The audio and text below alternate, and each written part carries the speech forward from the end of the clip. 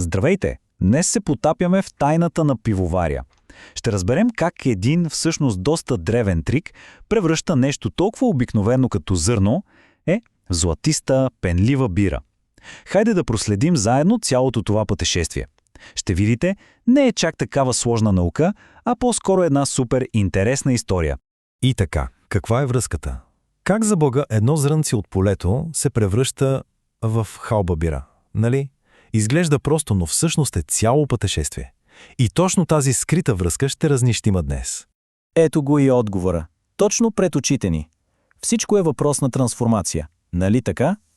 От едната страна е полето с ечемик, пълно със скрит, заключен потенциал, а от другата е вкусният резултат от отключването на този потенциал.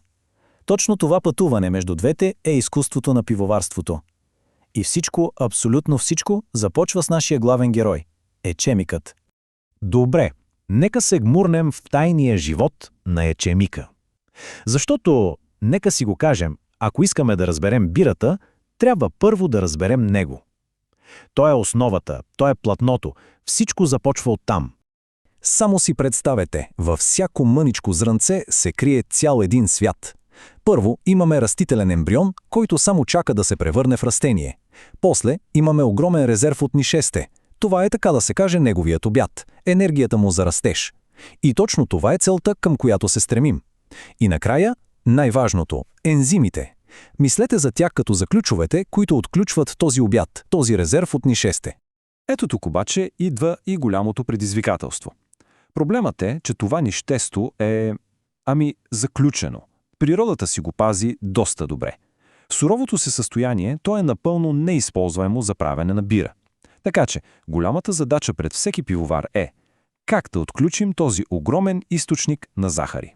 И как се решава тази загадка? Ето тук идва трикът на пивоваря. Един много умен трик от две стъпки. Вместо да се борят с природата, пивоварите я надхитрят. Използват нейните собствени механизми в своя полза.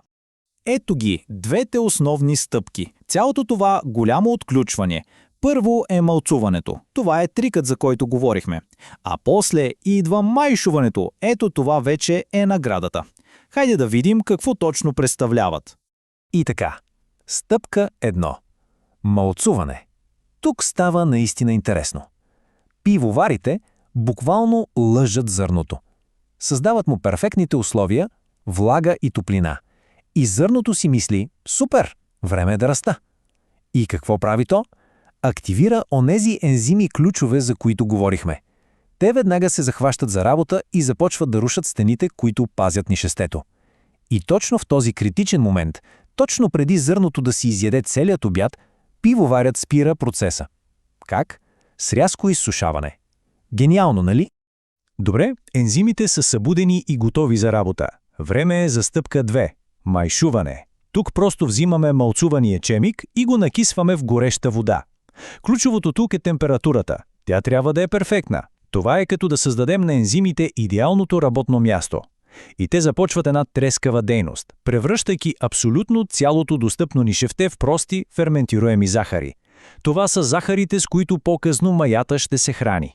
И какъв е резултатът от цялото това нещо? Една сладка, много ароматна течност, която се нарича сладка бирена мъст. На английски казват wort. И това, приятели, е течното злато на пивоварството. Буквално. Това е основата, това е душата на всяка бъдеща бира. От този момент нататък всичко е въпрос на това как ще преобразим тази невероятна основа. Така че ето ги двата основни пътя към бирата. От една страна имаме варенето само с зърно или all grain. Това е методът от нулата, пълният занаятчийски подход, който дава абсолютен контрол. От другата страна е варенето с екстракт. Това е прекият път. Много по-бързо, по-лесно, с по-малко неща, които могат да се объркат. Сега въпросът е, как я превръщаме в бира? Остават само няколко финални, но много важни стъпки. Първо започва варенето. Сладката бирена мъст се вари заедно с хмел. Хмелът е супер важен. Той добавя онази приятна горчивина, която балансира сладостта. Освен това, дава и всички онези страхотни аромати, които познаваме. Цитрусови, флорални, борови. След като варенето приключи и течността се охлади, Идва време за истинската магия – ферментацията. Добавяме мая.